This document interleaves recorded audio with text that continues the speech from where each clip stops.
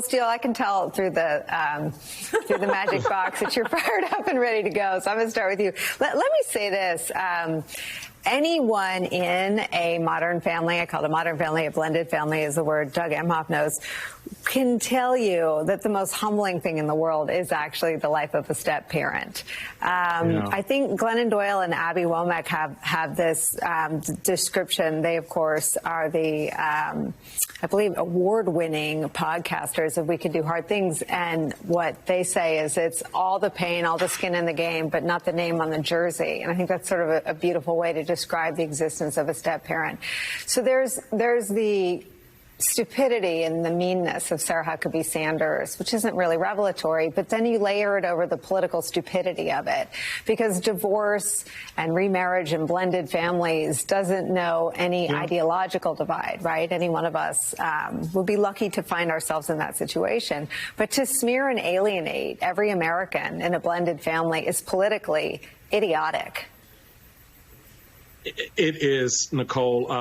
You sit there and you scratch your head and you go, is it me or are they just stupid? Is it me or are they just rude, crude, and vile in their approach to how I'm shaping my life, how I'm working to bring a family together? There is no harder work than for a mother or a father who divorce, remarry, try to bring a family together with the idea of being family.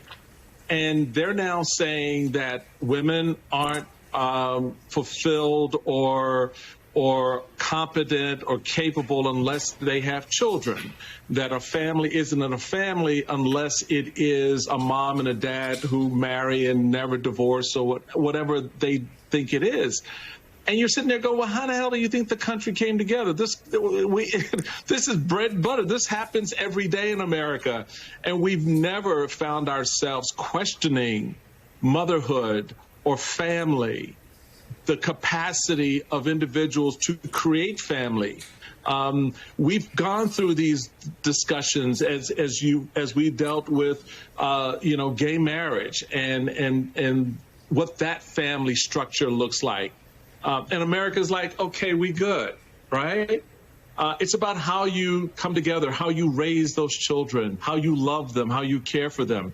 And even if you don't have children, you're still family as a husband and husband, wife, man and woman, whatever your family is. And I don't need these. I'll be good because it's 4 o'clock in the afternoon. Because he knows I'm watching. Mommy's watching.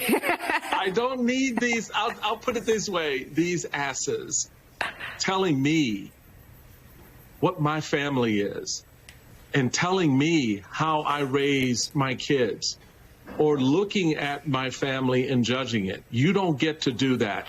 And as a country, we've never done that, and I don't think we should start now. Well, and just to sort of meditate for a second, Michael, on the party we were once in, it is the most unconservative thing to want to sit there with the OBGYN.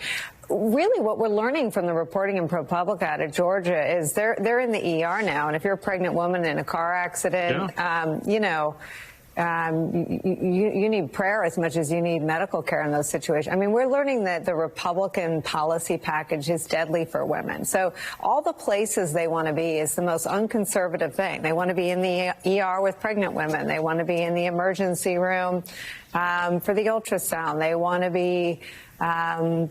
be there if you are in a blended family, and they're going to look and see whether you're as humble as someone who's given birth. They are everywhere, and it is the most unconservative thing I've ever seen.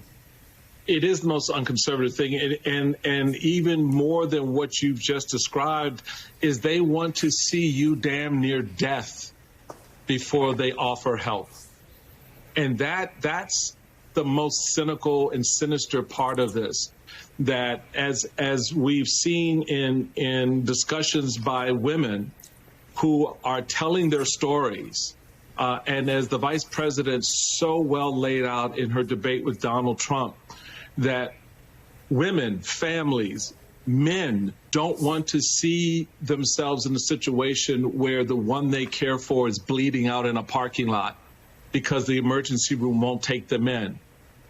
That's the America they're creating for us. And the challenge that they now have, and it's coming home to nip a little bit. We see it in various areas around the country, in the battleground states, but across the country, where this storyline is not something Americans want. And it is defining how they're looking at this campaign. And at the end of the day, whether you are a pro-life woman or a pro-choice woman, no matter where your stripe is, you're looking at what the country looks like for your daughter and your granddaughter. And you don't like what you're seeing right now. And that's, I think, where Republicans, and why you're seeing so many of them backstroke, why right now they're stumbling over the IVF legislation, trying to hold the hard line while at the same time recognizing they're losing political ground with the American people.